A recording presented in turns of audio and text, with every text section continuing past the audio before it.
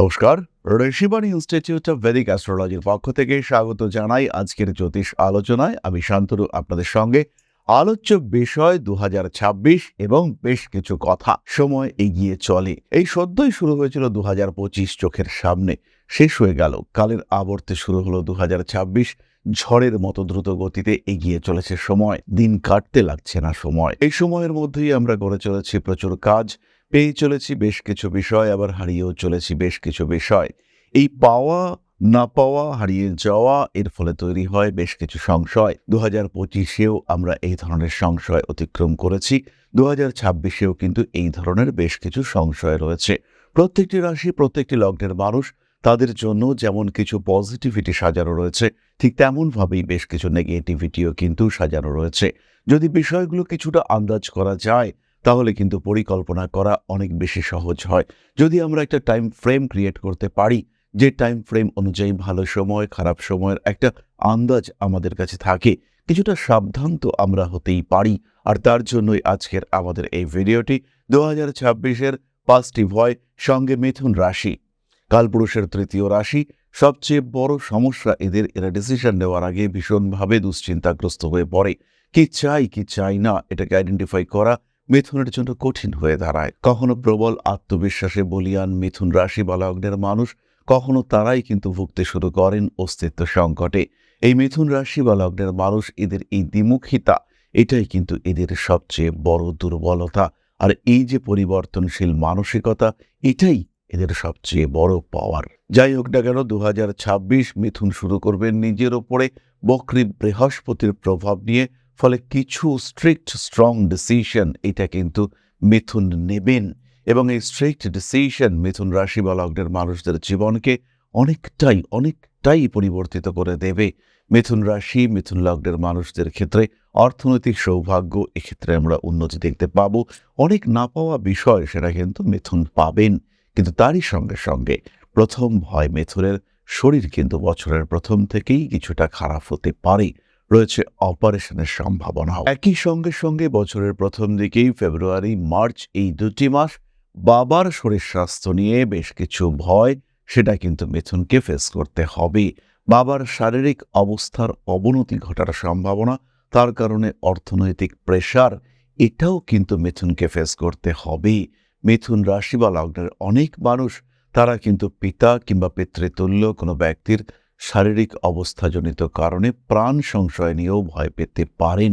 তবে খেয়াল রাখতে হবে, যদি মার্চ মাস অতিবাহিত হয়, তাহলে কিন্তু এই ভয় আপনারা কাটিয়ে উঠতে পারছেন, এ বিষয়ে কিন্তু কোনো সংশয় নেই। 2রা এপ্রিল থেকে 11ই মে, অর্থাৎ এপ্রিল এবং মে মাসের মাঝামাঝি পর্যন্ত সময়, এটা কিন্তু মিথুন রাশি বা লগ্নের মানুষ, তারা কর্ম সংশয়ে ভুগবেন।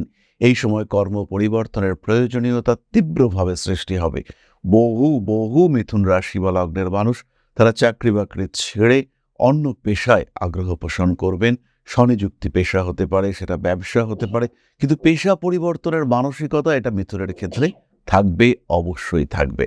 অর্থনৈতিক ক্ষেত্রে বেশ উন্নতির সংযোগ এটা মিথুনের ক্ষেত্রে রয়েছে, এবং তার কারণে পেশা পরিবর্তনের প্রয়োজনীয়তা, এটাও কিন্তু মিথুন উপলব্ধি করতে পারেন। মিথুন রাশি, মিথুন লগ্নের মানুষদের একাকী জীবনে কোনো একজন সঙ্গী, সাথী ইত্যাদি আসার একটা সম্ভাবনা থাকবে, এবং এই মানুষটিকে চয়ন করার ক্ষেত্রে যদি মিথুন ভুল করে ফেলেন, তাহলে কিন্তু বাকি জীবন বেশ কিছুটা কষ্ট, পরিশ্রম ইত্যাদির মধ্যে কাটাতে হবে।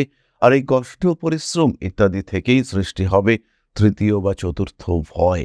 মিথুন রাশি বা লগ্নের মানুষদের কিন্তু একটা মানসিক অস্থিরতা সৃষ্টির সম্ভাবনা এটা রয়েছে। ভুল মানুষের সঙ্গে প্রেম সম্পর্কে জড়িয়ে গিয়ে অশান্তিতে পড়তে পারেন মিথুন রাশি বা লগ্নের মানুষরা।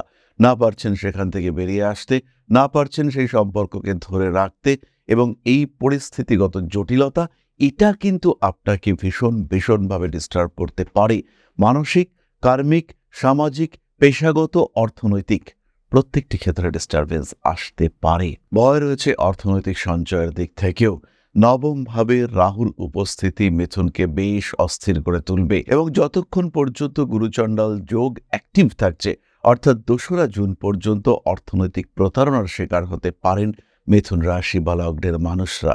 2রা আগস্ট থেকে 18ই সেপ্টেম্বর পর্যন্ত রাহুর দৃষ্টি, এটা কিন্তু মিথুন রাশির ওপরে থাকবে এবং মঙ্গল তিনি মিথুনেই অবস্থান করবেন। তাই এই সময় হঠাৎ বিপদের সম্ভাবনা এটা কিন্তু মিথুনের ক্ষেত্রে রয়েছে। শরীর স্বাস্থ্য খারাপ হওয়ার সংযোগও অবশ্যই দেখতে পাওয়া যায়। ধীরে ধীরে শরীরটা অবনতির দিকে এগোচ্ছে। কোনো অ্যাডিকশন, কোনো নেশা সেটা আপনাকে সমস্যাগ্রস্ত করে রাখছে। এটা আপনার ক্ষেত্রেই ঘটতে পারে। শারীরিক মানসিক দিক থেকে বেশ কিছু অস্থিরতা সৃষ্টি হতে পারে এবং এই যে পারস্পরিক অশান্তি, অস্থিরতা, এর কারণে কিন্তু আপনার শরীর বেশ খারাপ হতে পারে। ঠিক এই একই সময় অর্থাৎ আগস্ট, সেপ্টেম্বর এই ২টি মাস কিন্তু মিথুনের মধ্যে একটা অদ্ভুত প্রবল আত্মবিশ্বাস দেখতে পাওয়া যাবে এবং এই সময় মিথুন রাশি, মিথুন লগ্নের মানুষ তারা কিন্তু হঠকারী সিদ্ধান্তের শিকার হতে পারেন। প্রবল প্রতারণার সম্ভাবনা এই সময় কিন্তু রয়েছে।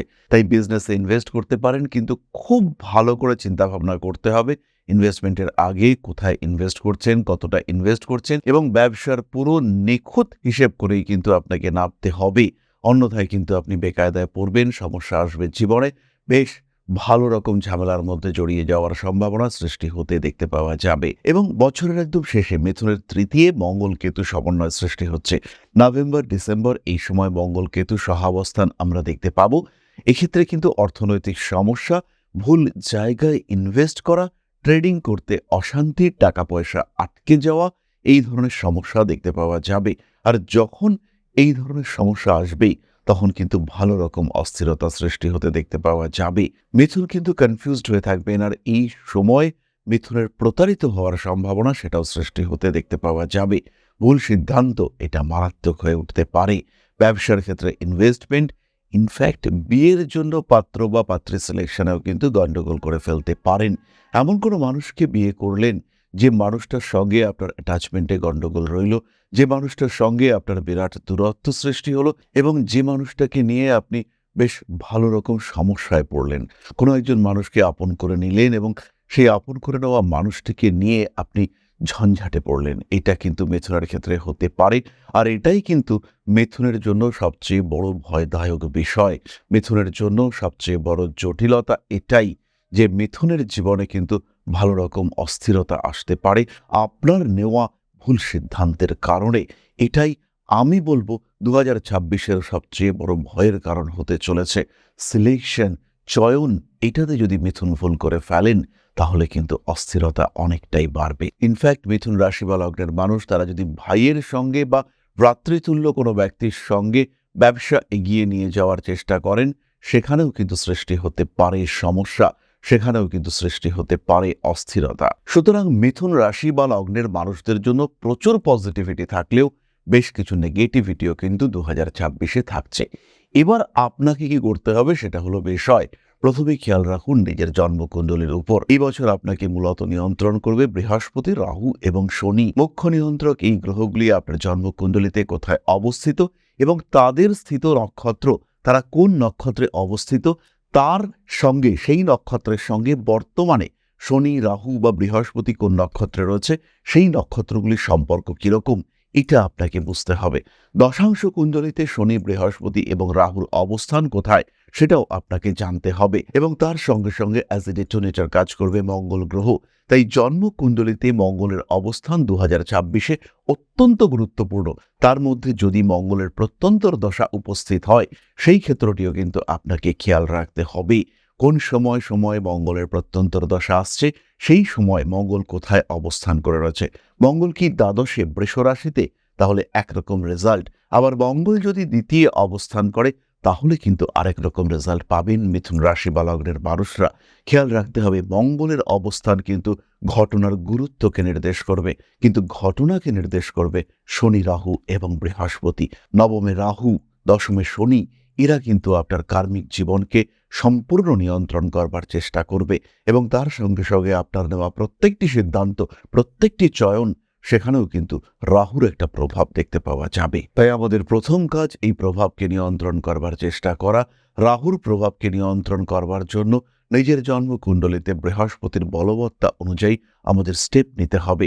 সেই ক্ষেত্রে কিন্তু জীবনের প্রত্যেকটি ভুলকে আমরা কিছুটা হলেও নিয়ন্ত্রণ করতে পারবো। শাস্ত্রে রয়েছে নিয়তিকে নবাধ্যতে, অর্থাৎ নিয়তিকে তো খণ্ডন করা যায় না, কিন্তু কিছুটা হলেও পরিবর্তন করা যায়। অভ্যাসগত ক্রিয়াকলাপের মাধ্যমে আমাদের অদৃঢ় ভাগ্যকে আমরা অবশ্যই পরিবর্তন করতে পারি, সংযমিত করতে পারি, সংযত করতে পারি এবং সেই ক্ষেত্রে আমাদের ভাগ্যের উপরে কিছুটা হলেও নিয়ন্ত্রণ এটা কিন্তু আমরা কায়েম করতে পারি। আর সেই উদ্দেশ্যেই আমাদের আজকের এই ভিডিওটি করা। খেয়াল রাখবেন, যারা এই ভিডিওগুলি দেখেন তাদের কিন্তু ধীরে ধীরে জ্যোতিষের প্রতি আগ্রহ বাড়তে শুরু করেছে। জ্যোতিষ সম্পর্কে যদি আপনার আগ্রহ বাড়তে থাকে, জ্যোতিষ যদি আপনার আগ্রহের বিষয় হয়, ভর্তি হয়ে যান জ্যোতিষ ক্লাসে। এই শাস্ত্র বদলে দেবে আপনার জীবন দর্শন, আপনার ভাবনা, আপনার চেতনা। আর বাংলা ভাষায় জ্যোতিষ শিখতে চাইলে একমাত্র ক্ষেত্র হলো ঋষিবাণী।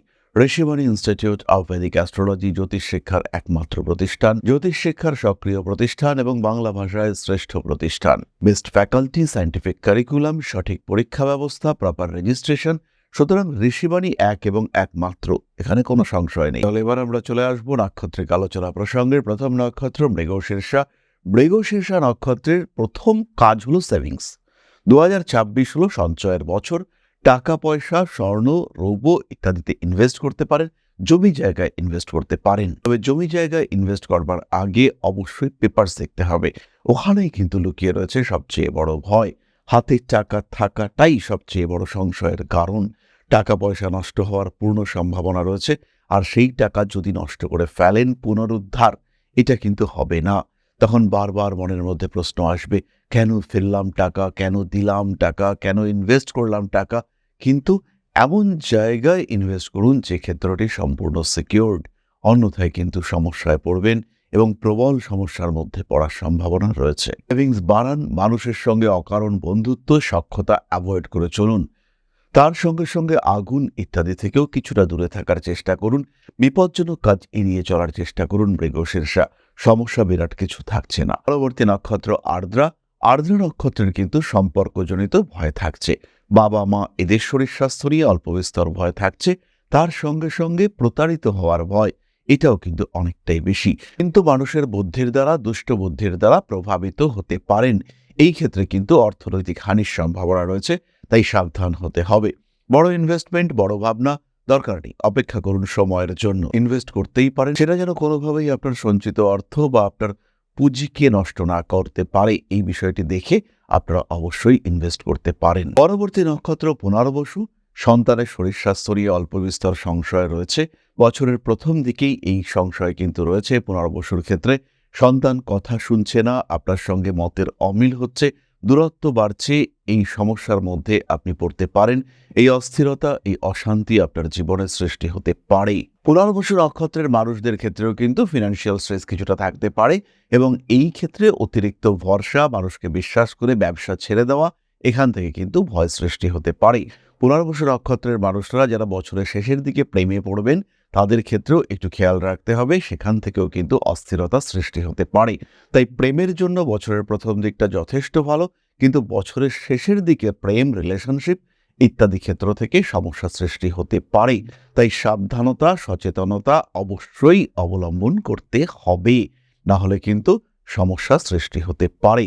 অস্থিরতা অ্যাভয়েড করে চলার চেষ্টা অবশ্যই করা উচিত। তাহলে মিথুন রাশি এবং তার 3 নক্ষত্র, এই বছর কোন কোন দিক থেকে কিছু ভয়, কিছু সংশয় রয়েছে এবং স্পেশালি কোন সময়টা মিথুনের অস্থিরতার টাইম রয়েছে, সেটা একটু খেয়াল রাখতে হবে এবং রেখেই কিন্তু সিদ্ধান্ত গ্রহণ করতে হবে। বেশ কিছু গ্রহযোগ আমরা এই বছর দেখতে পাবো। সমস্যা রয়েছে সেই সমস্ত গ্রহযোগের ক্ষেত্রে। এই গ্রহযোগগুলি কিন্তু আপনাদের জীবনে অস্থিরতা ডেকে আনতে পারে। সেখান থেকে নিজেদেরকে মুক্ত রাখার চেষ্টা, নিজেদেরকে ভালো রাখার চেষ্টা, এটা অবশ্যই করতে হবে এবং তবেই কিন্তু আপনারা ভালো থাকতে পারবেন। সমস্যাগুলি অতিক্রম করবার জন্য আমাদের দরকার কিন্তু একটা প্রপার অ্যাস্ট্রোলজিক্যাল কনসালটেশন।